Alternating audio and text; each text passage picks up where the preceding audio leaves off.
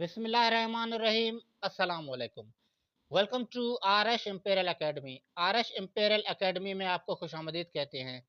दोस्तों, आज इस वीडियो में हम पास्ट परफेक्ट टेंस में नेगेटिव सेंटेंसेस बनाने का तरीका सीखने जा रहे हैं। पास्ट परफेक्ट टेंस में आज आज इस वीडियो में मैं आपको बताऊंगा कि नेगेटिव सेंटेंसेस किस तरह से बनाए जाते हैं और स्ट्रक्चर्स कौन कौन से इस्तेमाल किए जाते हैं, हेल्पिंग वर्ब कौन सा इस्तेमाल होता है। वीडियो को आखिर तक ज़रूर देखिएगा। अगर आपको वीडियो अच्छी लगी तो लाइक और शेयर ज़रूर कीजिएगा। हमारा चैनल भी ज़रूर सब्सक्राइब कीजिएगा और साथ में बेल आइकन को भी प्रेस कीजिएगा ताकि हमारी नेक्स्ट वीडियो जो है वो आसानी से उसका नोटिफिकेशन आप तक पहुंच सके। तो दोस्तों, आज हम सीखने जा रहे हैं पास्ट परफेक्ट टेंस। इसमें आज हम निगेटिव सेंटेंसेस बनाने का तरीका सीखेंगे। निगेटिव सेंटेंसेस मीन्स मनफी जुमले। अच्छा दोस्तों, यहाँ पे स्ट्रक्चर्स बने हुए हैं और नेगेटिव सेंटेंसेस आप दो स्ट्रक्चर के मुताबिक बना सकते हैं। इन दोनों में से आपको जो भी स्ट्रक्चर सही लगे वो आप बना सकते हैं। अच्छा दोस्तों, अब चलते हैं स्ट्रक्चर्स की तरफ। यहाँ पे आप देख सकते हैं कि यहाँ पे ये जो ऊपर स्ट्रक्चर लिखा हुआ है, इसके मुताबिक सबसे पहले सब्जेक्ट इस्तेमाल करना है, उसके बाद हेल्पिंग वर्ब हैड इस्तेमाल करना है, क्योंकि पास्ट परफेक्ट टेंस में जो है वो एक ही हेल्पिंग वर्ब इस्तेमाल होता है और वो है हैड।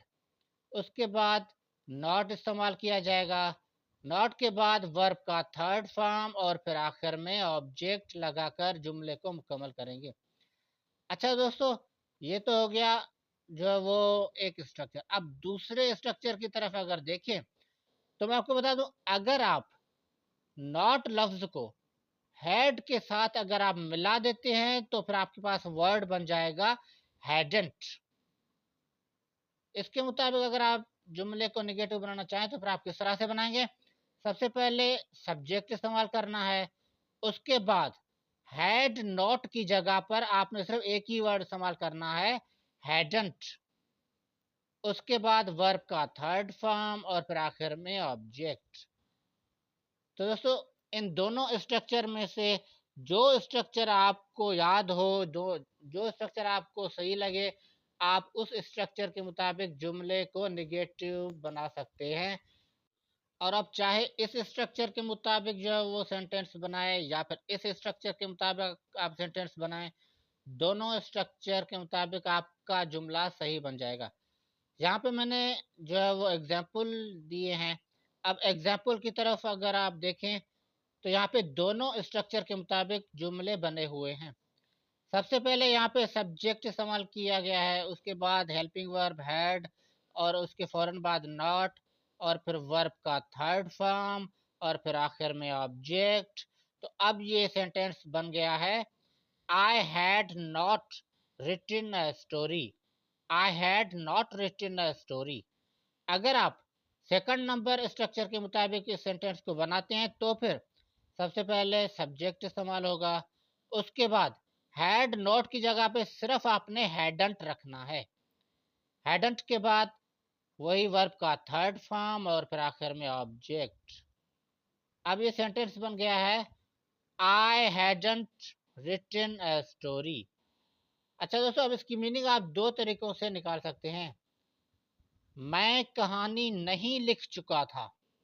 मैं कहानी नहीं लिख चुका था। या तो आप इसकी मीनिंग इस तरह से निकालेंगे या इसकी मीनिंग यूं भी निकल सकती है, बन सकती है, मैंने कहानी लिख नहीं ली थी। मैंने कहानी लिख नहीं ली थी।